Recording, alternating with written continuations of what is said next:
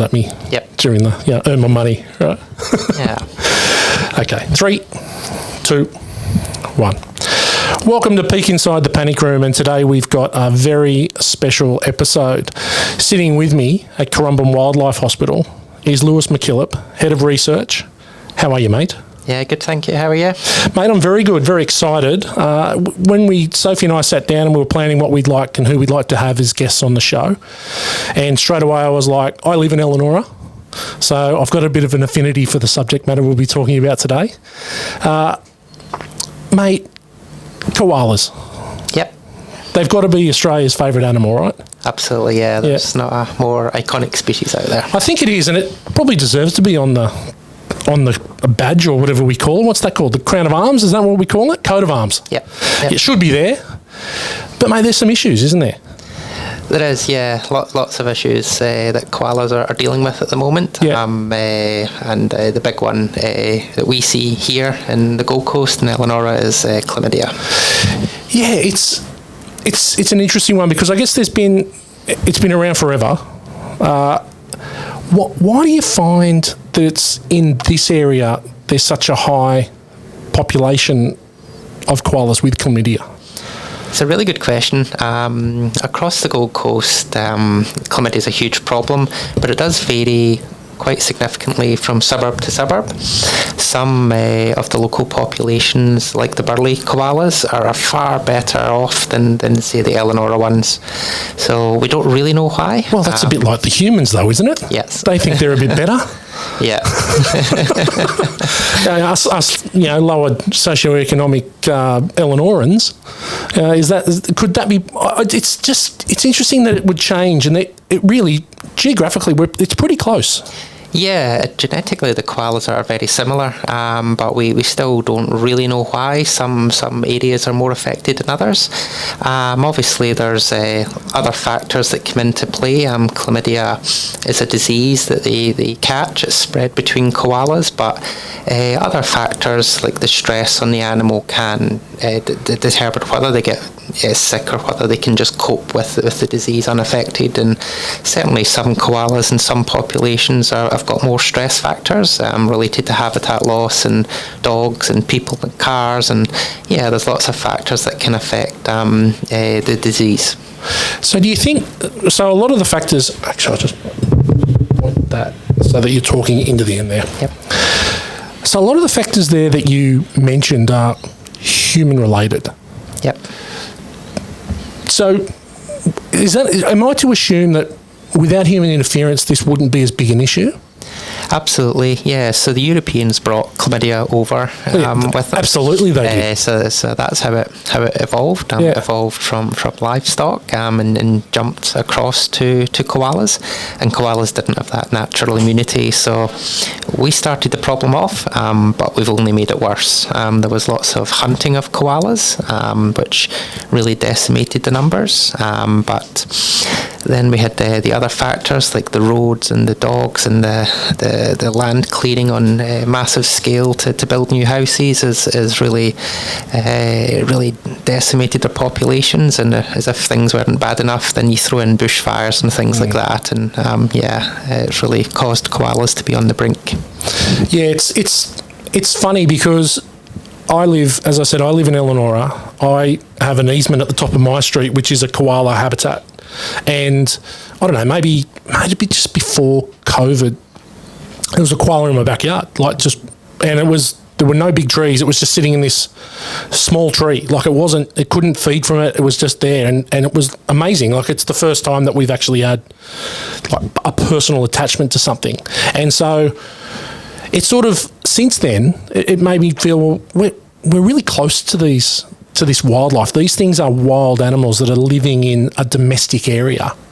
And you must, I know chlamydia it's huge on the radar, but there must be many other factors that you deal with on a daily basis with koalas that just isn't chlamydia based, right?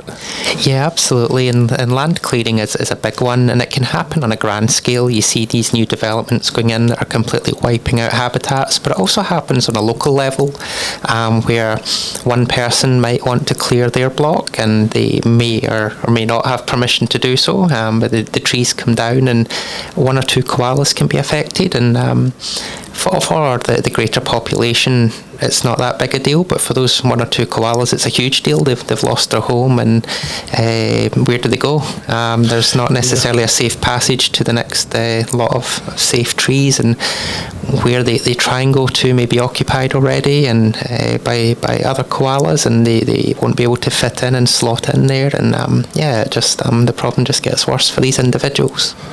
Are they territorial? Very, yeah. So some of the koalas that we've been tracking only use 3 or 4 trees, and others are obviously that's one end of the scale. The boys do have a much bigger home range, and it seems to be growing from what we've seen. One possible reason for that is that a male will like to have several females in his territory. God, I tell you what, it's incredible nature, isn't it? True. Because it's very similar to the human race, where the men tend to wander. Yeah. You know, and it all comes down to one thing, which is, we need to think with the other head, and koalas as well. Yep. There'd be less problems. It sure would be. Right. Mate, it's because I was thinking that you're saying that the females stick to 3 or 4 trees, but the males, if they wander, so how far would they go? We tracked one koala that would travel up to 500 metres a night, and his home range would be about 3 kilometres squared, and that's an exception. That's quite a good example of a big home range, and traditionally the home ranges probably weren't that big, but there's far fewer koalas out there now, and if he wants to have 3 or 4 females in his home range, he's going to have to move to find them. We're seeing that the home ranges for the boys are spreading, but the females aren't necessarily changing. But we don't know if that's across the Gold Coast. This is just what we've seen in the Elanora population. So how big is the population? How many koalas are there in Elanora? It's a really good question. It's hard to know for sure. Koalas are very difficult to spot in the trees. There's various techniques we can use. Council do regular surveys of the populations and come up with a reasonably good estimate. There's obviously a bit of give and take there, but they would estimate around 300 koalas. However, when we started this vaccine project, the aim was to go out and find 10% of those koalas and vaccinate them. But as we've been doing this project, we've realised there's probably not as many as 300 out there. It's probably closer to about 150 left at the moment. Oh, that's a bit scary. Yeah, it is. Good segue though. So the vaccine trial. Tell us a little bit about that and how that was developed and what happens moving forward with this. Okay, yeah, so the vaccine is something that has been talked about for several years. It's not an easy thing to do, given the limited funding with COVID. Every resource was thrown to create a vaccine quickly. But there's not that much funding around for koalas, unfortunately, and it's taken a lot longer to get to where we are today. So there are a few vaccines available. The one that we are using is made by QUT up in Brisbane, and it's been around for a few years, and it's been tested. Obviously, it has to go through several stages. We have to make sure it's safe, first of all, and then we have to see if whether the antibodies are lasting in the system, and then we have to see are they actually getting protection from those antibodies. So that's where we're at the moment. The only way to see if the antibodies are given protection is to test it in the wild, and that's what we're doing now. And how's that going? Is it working? It's going remarkably well. Yeah. We are tracking about 40 koalas in Elanora that have all been vaccinated, and at the moment they're all still healthy. And some are in 2 years into the project and are still healthy. And a lot of the females are reproducing. And the things are looking very promising. So would you say that funding is the major issue with the trial, or are there other external factors as well? Or? Yeah, at this stage, as you said, it's a trial, and we've secured funding for this trial. But when this trial ends, providing the vaccine is successful, which it appears like it's going to be, where do we go from here? We can't just withdraw from Elanora or the other koalas on the Gold Coast. We have to ramp up the vaccine and not just look for 10%. We have to look for as many koalas as we can find and get them vaccinated. And some studies done by the university have suggested that 10% a year is a good number to vaccinate, to slowly turn things around. But across the Gold Coast, that's a lot of koalas, and that doesn't come cheap. So the project we're doing at the moment is very expensive because we're tracking these koalas with expensive trackers and equipment. But once we're out of the trial phase and we know the vaccine's successful, it will bring the costs down significantly because we'll only have to vaccinate the koalas and release them again. We won't have to keep tracking them the whole time. Right, yeah, of course. All right, so you talk about tracking them. How do we do that? Because is it like a shark where you tag them and you track them, or is it? Yeah, it's a tag. We use tags that have been tried and tested from other researchers. Anything we do has to go through an ethics approval, and so using tried and tested equipment is the quicker way to do it and the safer way to do it. So we're using trackers that are commonly used on koalas, and it's basically a collar that has two components. It has a GPS component on the back, which is a little solar powered panel that sends us rough locations to our phones, so we know where the koalas roughly are. It's only accurate to within about 30 odd metres, which for a koala that's still a lot of trees to look in. And so the second component's a VHF, which is the good old fashioned technique, and we're out there with an antenna in the air looking like we're fixing TV aerials, and that'll take us to the very tree the koala's in. We go out and check on these koalas about once a week, and then we catch them every 6 months for health checks. So it's funny, we go so far with technology, but we're still using the original stuff to find them, right? Yeah, and there's a few reasons for that. The GPS technology, there's obviously various types out there, but cost is a factor. Yeah, of course.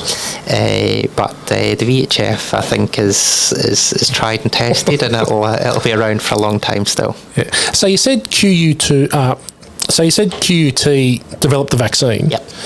Do you guys work in conjunction with them, or is this a sole thing from you guys, or are you in conjunction with them as well? It's very much a partnership. Yeah. So we've worked very closely with QUT over the past few years, and they make the vaccines for us each week. At the moment, again, we're in the trial phase. The vaccine isn't registered and it's not available sort of in a commercial sense, and so the vaccine has to be made weekly.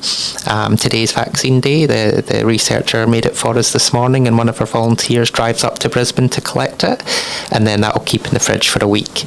But again, once we're out of this trial phase, they'll be able to look at ways of giving it a longer shelf life, and we'll just have the bottle in the fridge, and it's there available.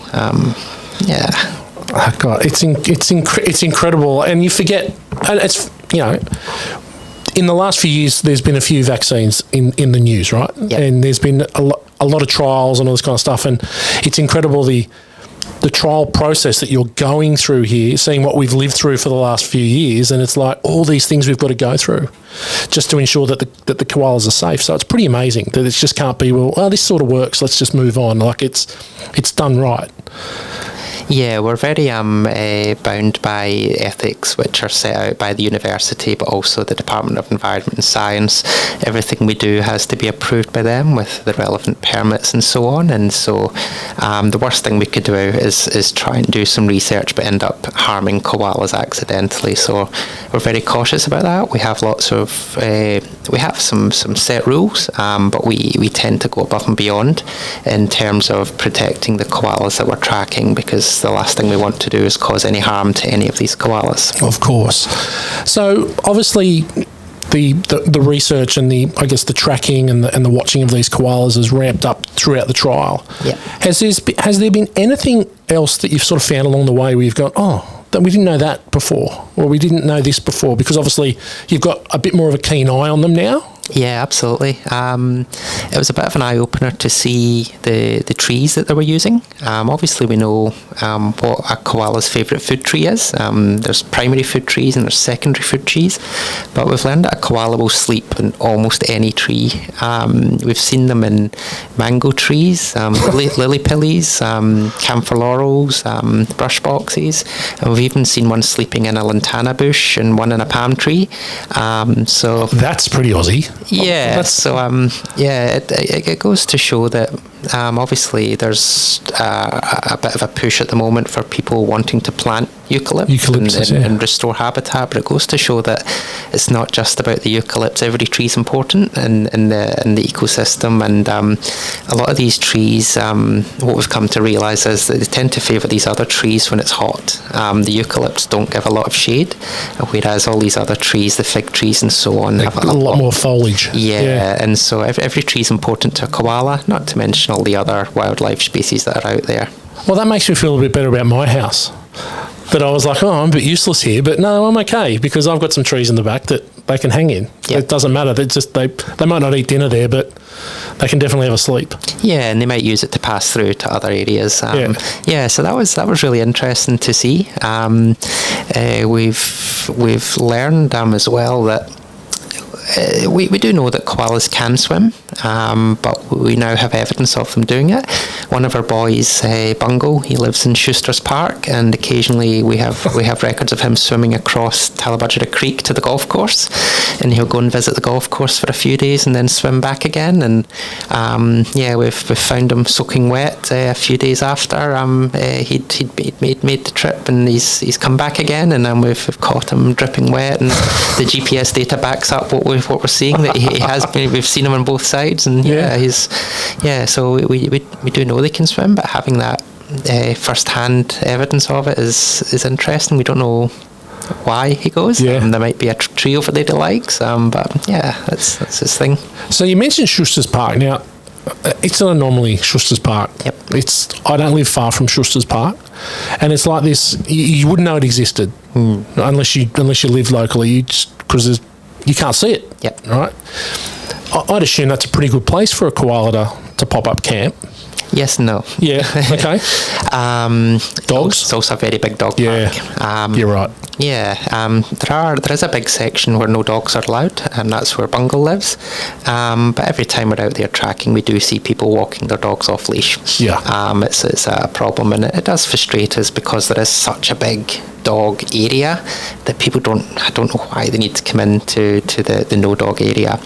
But even in the dog area, council have planted lots of koala food trees, and we are scratching our heads saying why are they doing this? And I guess I can't really speak on behalf of council, but my understanding is that firstly that's where the space was to be able to put the trees, but secondly, koalas were in the area already, and this gives them a bit more protection because the more trees there are, the less time they have to spend on the ground getting between trees, so it does provide them a bit more of a safe haven if they're going to be there anyway. But lastly, on part of the bigger picture, people need to learn how to live with koalas with their dogs. I think it's a misconception when people work with wildlife that they must hate dogs and cats because they're trouble, but we love all animals. I have dogs at home, and I really love pet animals, but we need to learn how to live.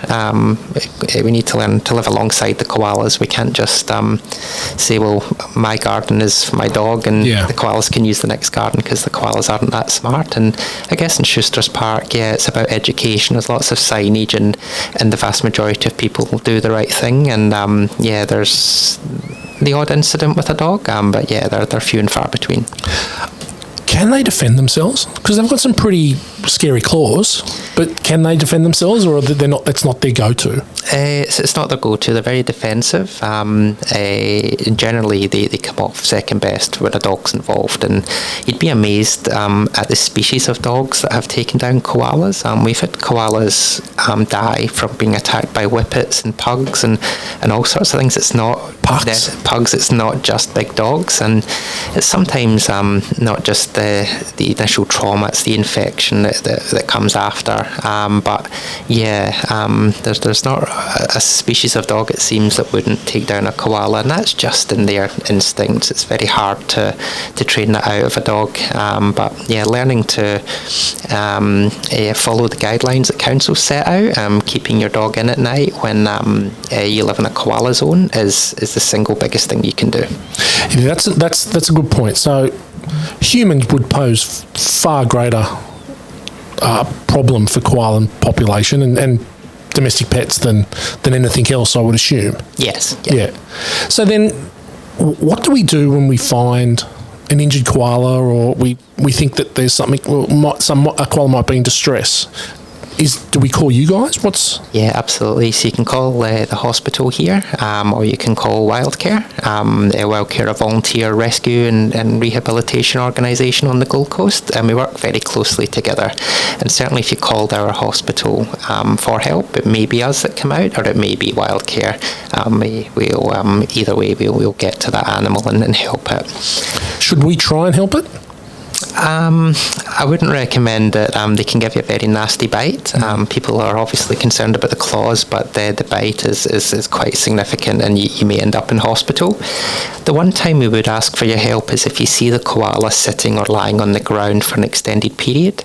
You may have an opportunity just to pop a laundry basket over the top until help gets there. But I certainly wouldn't try and pick it up.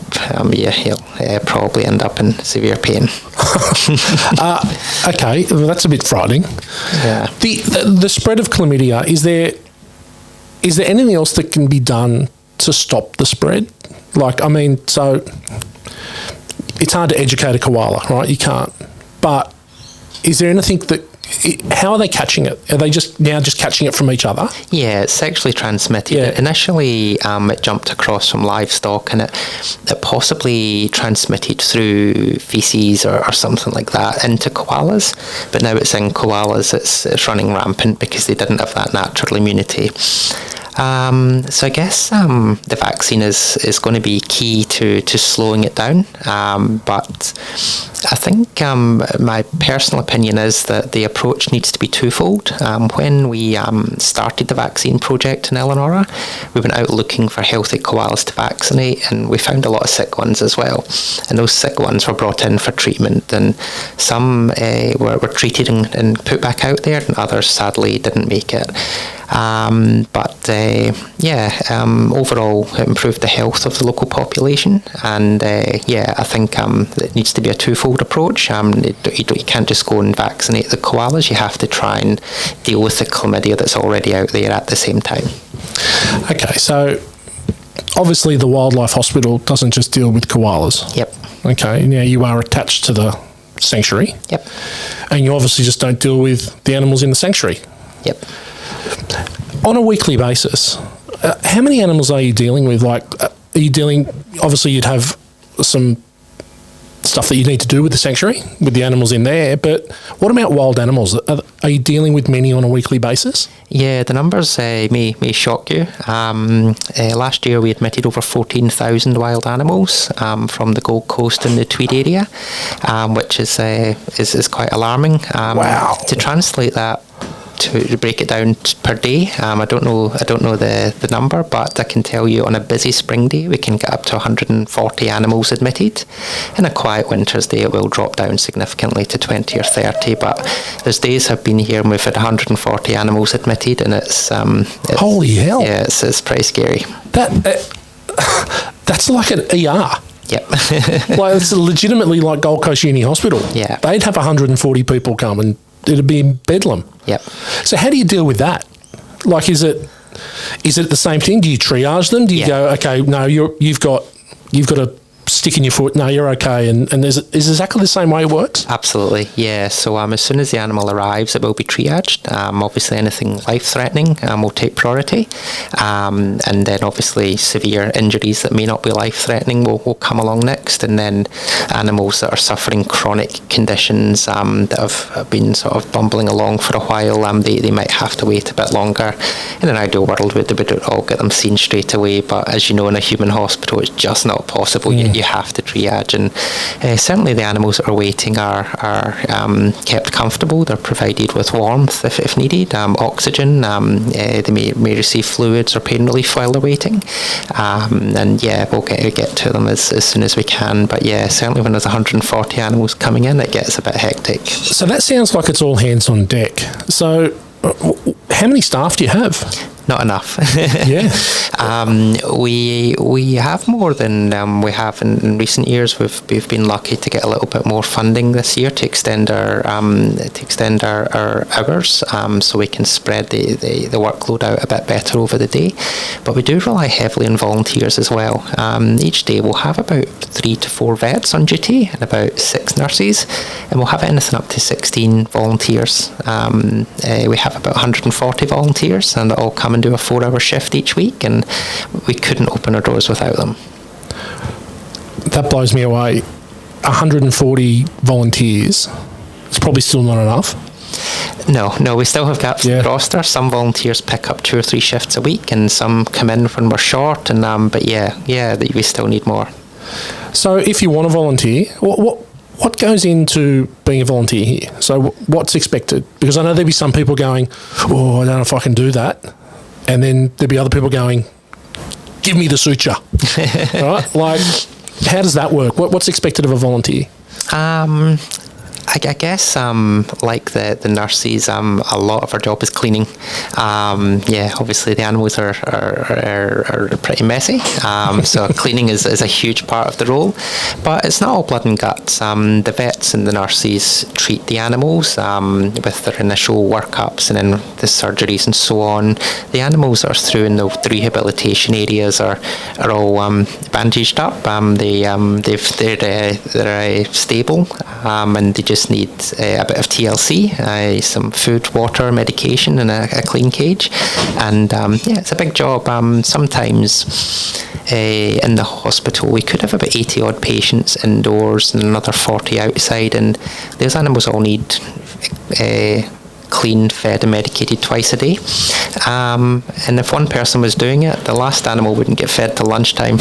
So we need an army of people, and they do an amazing job. Some of our volunteers have been coming for 20 years, believe it or not, a lot around the 10-year mark. And we have these, when they've been here that long, they're valuable. They're very, very valuable because they know the place inside out and they know the job, and they just come in and get it done. And a lot of the volunteers tell us that their 4-hour shift with us is the best part of their week. Which I can see that. I can understand that. Yeah, they get some good vibes from it.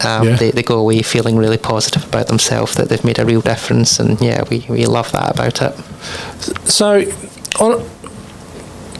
you might get 140 animals coming to the hospital on a very busy day. Obviously, is there an animal that's more likely to turn up? Like, do you go, it's the parrots again, or it's the possums, or it's the koalas, or it's wallabies? Like, is there something that's more popular? Not popular, but a more regular visitor? like a species? Yeah, certainly. Some species are seasonal, but the one patient that's guaranteed to come in the numbers is the rainbow lorikeet. Yeah. Reckless, those reckless lorikeets. Yeah, we treat well over 1,000 rainbow lorikeets every year, and there's a few reasons for that. The first one being that they're an abundant species on the Gold Coast. If you've ever been around the surf club at Burleigh in the evening, you'll hear the noise. There's an awful lot of lorikeets there, and the same across the coast. So they are an abundant species, but they're obviously a very popular species given their amazing colours. But they do suffer not just the usual vehicle hits, the cat attacks, but they also suffer from a paralysis syndrome, which can bring them down in large numbers, especially after rain. And we don't really know what causes that paralysis. It's widespread across the East Coast, and there's been a lot of research into it, but no one's really cracked it yet. But despite not knowing what causes it, we know how to treat it. And we can often pull these birds back and get them back out there. Those bloody rainbow lorikeets, punish. I would have thought it might have been because they flew into people, because you feel like you have to dodge down at Burleigh. It's like sometimes you just got to dodge out of the way. We've not had them hitting people as far as I'm aware, but they do hit windows quite often. Yeah. And they fly at high speed. And they are fast, man. Yeah. They are super fast. Yeah. I've always been concerned whenever one flies past me, like, if that had hit me, I don't know who's coming off worse off. Yeah. Probably the bird. Like, I'm a big fella, but like, I still think I'd be in some pretty serious pain. Yeah, I think so. Yeah. Okay, so how do we help? How does Joe Public help? There's multiple ways to help them. You can obviously, if you find an injured animal, that's the first thing you can do is get it some help. If it is a small animal and it's safe to do so, you can contain it before seeking help. If it's a larger animal or a dangerous animal, then you definitely call for help first, and the hotline operators will give you some very good advice on what to do. So I guess that's the first thing. The second thing is to take responsibility. The vast majority of animals come into the hospital, those 14,000, the vast majority are human impact. Sometimes it's direct. It might be they've been hit by the car, the dog or cat attacks, fish hooks are a huge problem. Discarded fishing line, fishing hooks is a huge problem. But you've also got the indirect problems with the introduction of diseases and the window hits and things where we've built that building and the birds don't see through the glass and so on. So you can trace most of the admissions back to humans. So I think we need to take responsibility for that. Put your rubbish away, especially fishing hooks. Don't discard your fishing hooks. Don't drop litter. Drive slower between dusk and dawn when the marsupials are most active. And keep your dog in at night. Keep your cat in permanently, unless you've got it on a leash or in a secure area. Taking responsibility is a huge deal. If you have the time, you can come volunteer with us or with Wildcare and foster animals at home. So we didn't really touch on that, but any given time there's about 100 odd patients here in the hospital, but there can be up to 200 to 300 more out on foster care. And again, with the foster carers are volunteers, and like the hospital volunteers, we couldn't function without them. We could not house that many animals. Yeah, right. So once they're stable and the prognosis is looking good, we'll try and get the animals out to foster care. And I think you're smiling at Gail here. Gail is one of our foster carers, as well as an employee. Gail looks after orphan possums, and she also helps rescue koalas, amongst other things. So Gail, where do you house the possums? Like, do they in your bedroom, or how does that work? No, they're in aviaries at my house. So there can be 200 to 300 animals that are out on foster care. Yep. Yeah, and we'll provide the medication and the instructions, and the Wildcare will provide the permits and the training and the support for those carers to get those animals through. And they may come back after a week, 2 weeks, 3 weeks for another vet check. We work together to get these animals back out. But yeah, it's just yet another way. But obviously that can be time consuming, and not everyone has the time to volunteer. Obviously, we're all very busy these days with our family commitments and work and so on. But you can always donate and help the cause. We're always needing more funds to keep our doors open. It's not cheap to run this hospital, and it's not cheap to raise orphaned animals, and certainly any donations are always greatly appreciated. So and this might be a question for Gail, but she's sitting in the background.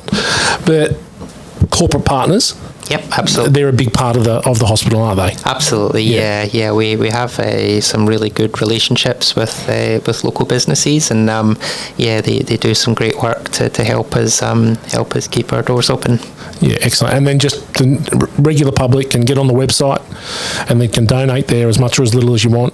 Yeah, and probably as much. As much would be good. There's lots of different ways to donate. We have a few initiatives. There's the Tree to Be program, where people can buy a tree for our plantation to help feed the koalas, and that's a really great idea because that tree will live a long time and it will continually feed koalas for years and years. And we've also got the walkways for wildlife, and at the back of the hospital we have the walkway where people can purchase pavers to go in the walkway, and obviously you can just donate into the general funds. Am I missing anything, Gail?